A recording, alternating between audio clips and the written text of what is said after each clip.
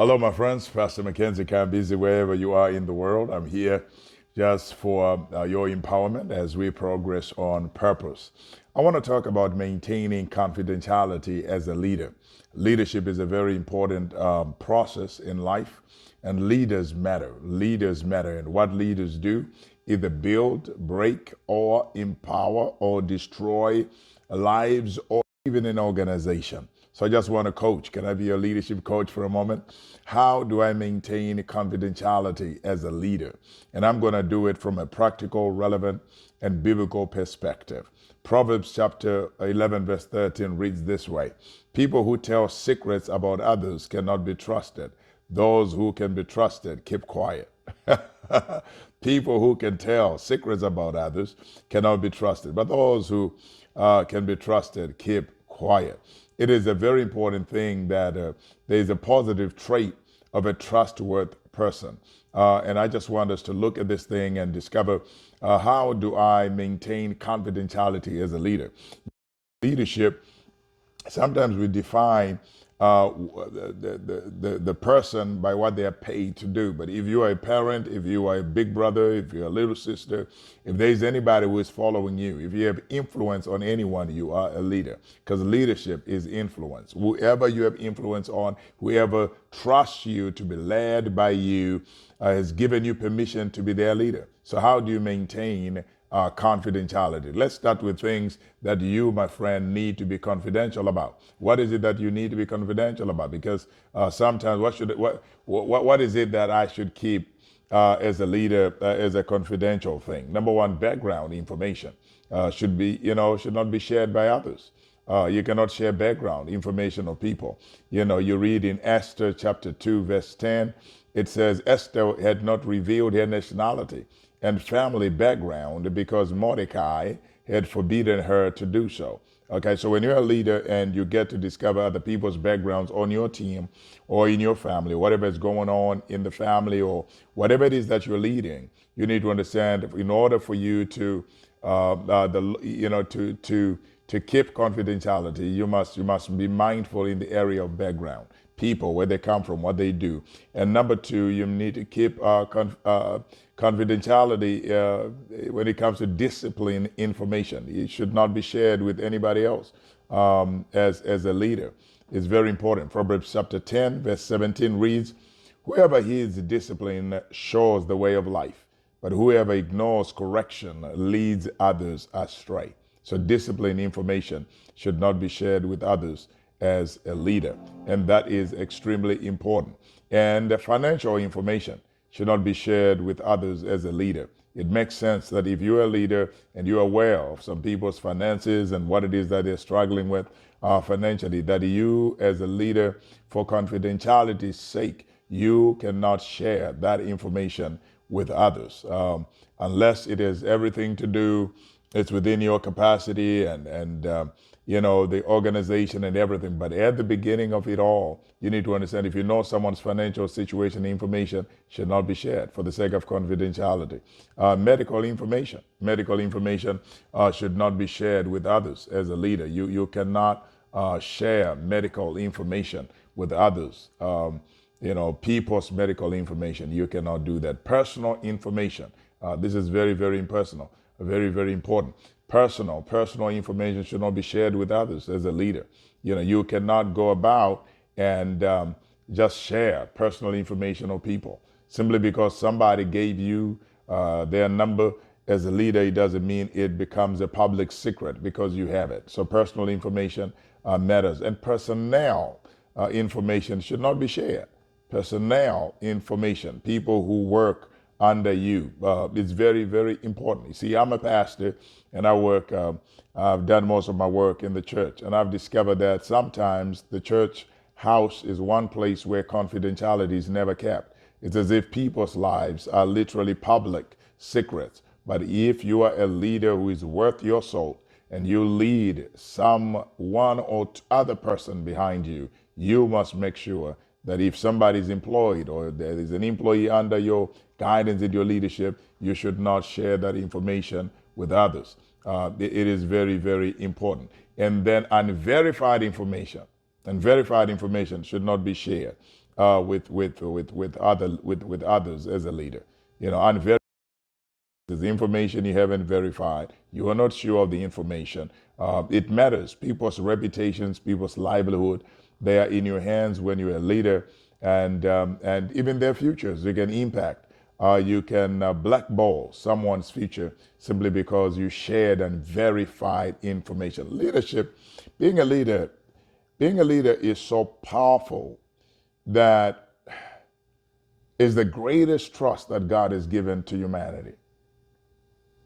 For one human being to lead another, it's a sacred trust. And my friend, unverified information should not be shared with others. 2 Corinthians 4 verse 2 puts it this way: we don't do shameful things that must be kept secret. And we don't try to fool anyone or twist God's message around. God is our witness that we speak only the truth, so others will be sure that we can be trusted. I like that.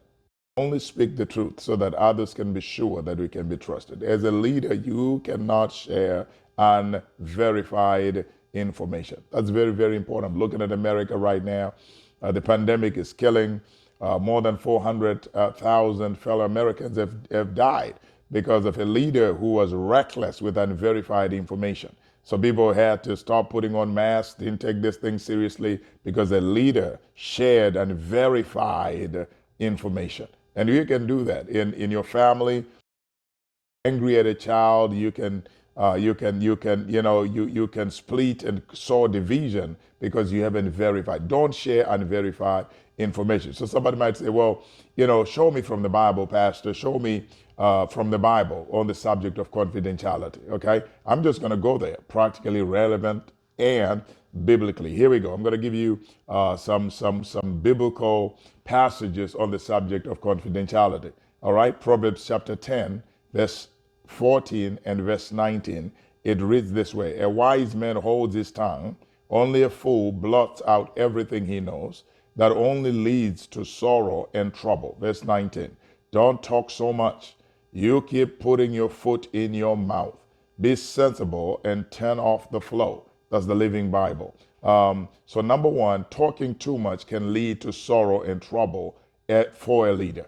Talking too much can lead to sorrow or trouble for a leader. Number two, Proverbs chapter 11, verse 13. It reads, a gossip goes around spreading rumors, while a trustworthy man tries to quiet them.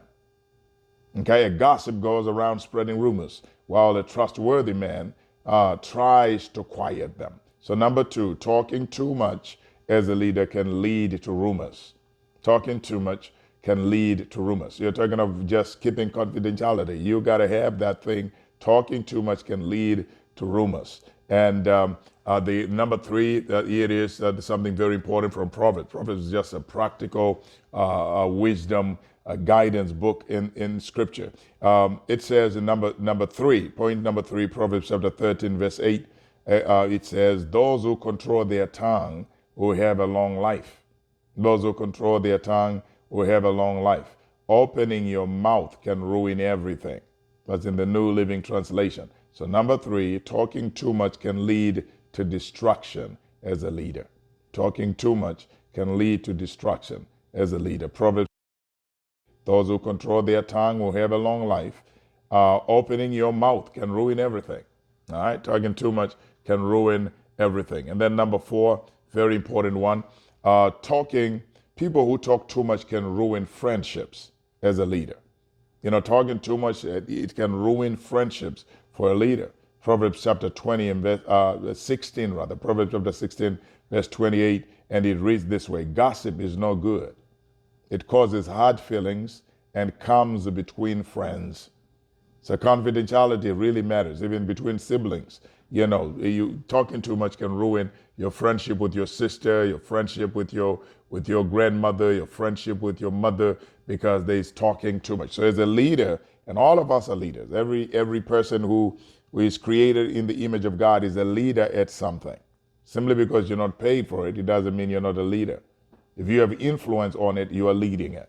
And when you're a leader, in order for you to keep confidentiality, you need to be mindful of talking too much. And here is number 5, Proverbs chapter 20 and verse 19. It says, a gossip betrays confidence. A gossip betrays confidence. So avoid anyone who talks too much. That's the New International Version. Avoid anyone who talks too much. People who talk too much should be avoided by leaders, because people who talk too much, is the Bible says they betray confidence. So it's very, very important as a leader that you don't just listen to anybody who is coming to say something. There are many people who have lost their livelihood, lost their lives, because leaders listen to gossip. So you see, as a leader, you have to come to a place where you verify every information that comes in. One thing I've learned in my few years and my years as a pastor is, I tell people every time, if you come to me and talk about somebody, you must know that I'm going to ask them about what you said, and I'll let them know that it was you who said it. You know what that does? All gossipers don't come, because they do not see. Don't come to me and say, well, don't tell anyone. And yet you're talking about somebody else. Well, if it comes my way, it should be there to help the person. If what you're saying is true and you believe they need help, my brother and my sister, be part of the solution. So it matters for leaders not to always befriend those who talk too much. And it's very, very important. Number 6, Proverbs chapter 26, verse 20. It's a very powerful proverb. It says, without wood, a fire goes out. Without gossip, arguments stop. And guess what? Principle number 6, talking too much can lead to arguments, because differences are going to come in, different of opinion, and without wood, a fire goes out. So as a leader, being a leader is a sacred trust. Many people want to, because as a leader, you're going to know more than you can share. You're going to discuss more than you're willing to confirm you did. And the truth of the matter is, you're going to be in a place where you can be lonely with information. So confidentiality matters in leadership. And principle number 7, Ecclesiastes chapter 10, verse 14, and it says, fools talk way too much, chattering stuff they know nothing about. So number 7, people who talk too much are fools. It can lead you to being a fool because you talk too much. So confidentiality in leadership matters. It's not about you being the person with the last word, with the most words, but at some point you have to believe in the economy of your words. Yeah, don't make them cheap. Don't make them easily available. If confidentiality, you're going to be known as a leader who keeps confidentiality with them. Okay, so a rational, practical way of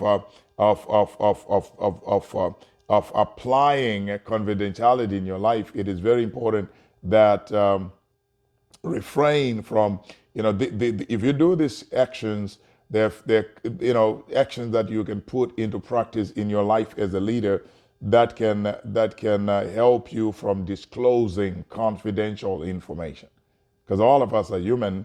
And we can make mistakes, but a leader's mistake is costly, extremely costly. All right. So establish a no-talk rule with close friends and family. Establishing a no-talk rule. When you're a leader and you're dealing with people, make sure that your family does not get the front row seat and the benefit of knowing about people's business. So you need to establish a no-talk rule. We're not going to talk about the people that I lead and deal with friends and family. No, we're not going to do that. We're not going to talk about it. It helps you to not disclose information that you disclose confidential information. All right. Exercising caution when sending sensitive information via email. It's very, very important. You can forward the wrong information and it can destroy lives and reputations and careers for the rest of some people's lives. Okay. Also, learn to place confidential matters in a locked file cabinet. Don't just leave stuff everywhere on your desk. I remember I was pastoring at this church, and every church I pastored, I've made sure that I was the only one with the key into my office. And some people didn't understand that because they said, well, the pastor was here before. We all got in and did whatever we wanted to do. And this is a public office. No, it's not. Because you need to understand when people come into my office and I take notes as I listen to them, it is very important for you not to come into my office and find and read, and then I destroy people's reputations. Oh, I have had some serious issues on this confidentiality issue as people got mad about it. They wanted access into my office. And I'm wondering, it's my office, for crying out loud. Everything in my office as your pastor, as a leader, has everything to do with me being here. So I might have taken notes on somebody on the phone, and confidentiality says, man, you need to make sure matters either locked away and passwords so that people's lives are protected confidentially. All right. And number four, a practical way that can help you to apply confidentiality in your life as a leader is refusing to have private conversations in the presence of others. Refuse to have private conversations in the presence of others. This may be as a father, as a parent, or, you want to talk to one child about what's going on in their lives. You may have to do that in the absence of the other siblings. I'm just talking of confidentiality, being trustworthy, little things that can help people to trust you. So refuse to have private conversations in the presence of others. Schedule meetings. I have one of my mentors is a very great guy. I love him. I love him. He's a great pastor, friend of mine.